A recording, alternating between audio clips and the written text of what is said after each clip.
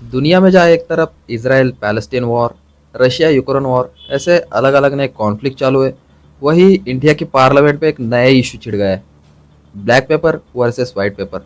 अभी तक आपने इस इशू के बारे में अगर सुना नहीं होगा तो इसका मतलब आप अभी तक सोशल मीडिया ही देख रहे हो, और अगर सुना होगा तो सही बात है, सोशल मीडिया से थोड़ा परे होकर ये न्यूज़ हमारे लिए कितनी इंपॉर्टेंट है, आज की इस वीडियो में हम यही देखेंगे। हमारे इंडिया के 70 साल पुरानी पॉलिटिकल हिस्ट्री में अभी तक ऐसा बिल्कुल भी नहीं हुआ। बीजेपी ने कांग्रेस की जो 10 साल पुरानी मतलब पूरी जो पॉलिटिकल हिस्ट्री है उसकी पूरी गलतियां एक पेपर पर लिखकर उसे डायरेक्टली पार्लियामेंट में उछाल दिया, और उसी के खिलाफ कांग्रेस ने एक ब्लैक पेपर इशू किया जिसका नाम है 10 साल अन्याय का। मतलब अभी तक ऐसा इंडियन पॉलिटिकल हिस्ट्री में बिल्कुल भी नहीं हुआ।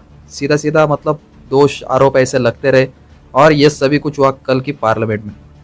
तो चलो फिर आज की वीडियो में हम यही डिस्कस करेंगे कि आखिर ये इशू पूरा है क्या, ये ब्लैक पेपर व्हाइट पेपर आखिर है क्या, इसमें क्या क्या गलतियाँ, किसने किस पर आरोप लगाए, क्या क्या हुआ, ये सभी हम ज़्यादा डिटेल में नहीं देखेंगे, क्योंकि डिटेल में अगर मैं बताते बैठूंगा तो एक बहुत बड़ा चैप्टर क्रिएट हो जाएगा, उसे एक नॉर्मली शॉर्ट में समझेंगे।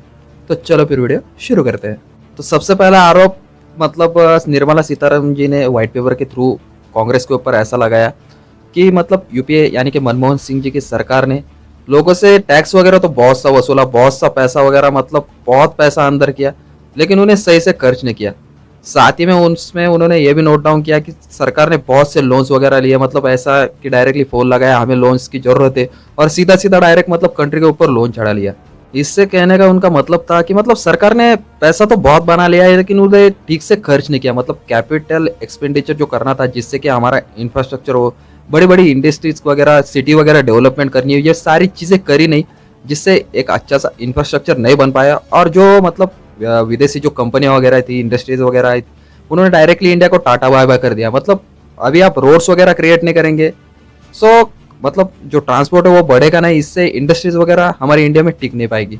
दूसरा आरोप उन्होंने ये लगाया कि मतलब डिफेंस के सेक्टर में मनमोहन सिंह जी की गवर्नमेंट ने पैसा तो खर्च किया, लेकिन वो पैसा पूरा स्कैम, मतलब 2012 में बहुत से स्कैम वगैरह सामने आए, और बहुत सी मेडिकल इमरजेंसीज हो, कुछ डिफेंस में भी इमरजेंसीज वगैरह हो, वो सारी चीज़ें हमें ऑन दी स्पॉट बाय करनी पड़ती थी, उसके लिए कोई प्री प्रिपरेशन नहीं था। उनका सीधा कहने का मतलब था कि मतलब उन्होंने पैसा तो बना लिया लेकिन वो पूरा प्रीपेड कर कर कुछ भी नहीं रखा, सीधा हमें कुछ भी लेना हो तो वो प्री प्रिपेड होने की जगह हमें ऑन दी स्पॉट बाय करना पड़ता था।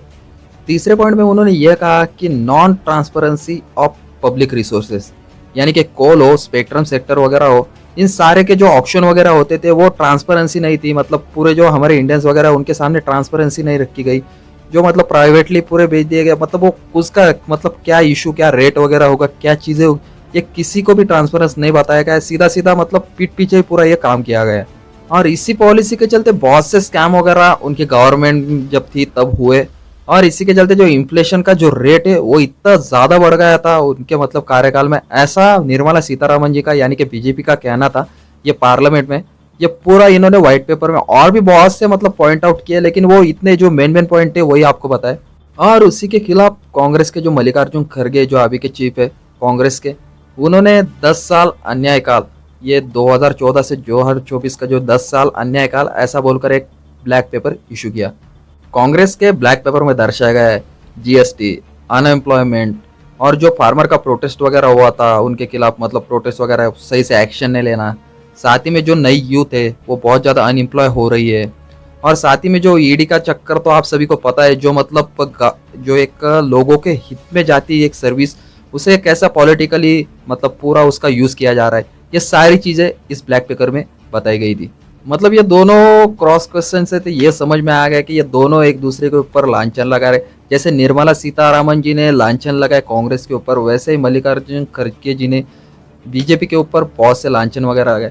मतलब 10 साल में आप हमारी इतनी गलतियां गिना रहे हो 2014 से पहले की, अब हम आपको गलतियां गिनाते हैं 2014 के बीच से 2024 के बीच में क्या क्या हुआ था। कांग्रेस का कहना था कि हमारे वक्त अनएम्प्लॉयमेंट रेट जो था वो 1 करोड़ के आसपास था, आपके टाइम में तो वो सीधा 4 करोड़ के पास पहुंच गया। जो 10 लाख गवर्नमेंट की जॉब्स वगैरह थी वो अभी तक भी खाली है, 10 साल में वहाँ पर कुछ भरा नहीं गया। मतलब आप इससे पहले ये लांछन हम पर लगा रहे थे, अभी भी वो जगह वैसे के वैसे ही 10 लाख जगह अभी तक नहीं भरी गई। कांग्रेस का मेन जो पॉइंट था अपने ब्लैक पेपर में वो अनएम्प्लॉयमेंट का इस वजह से था क्योंकि उसका जो रेट है सच में बीजेपी के वक्त बढ़ चुका है, ऐसा अभी कांग्रेस का कहना है।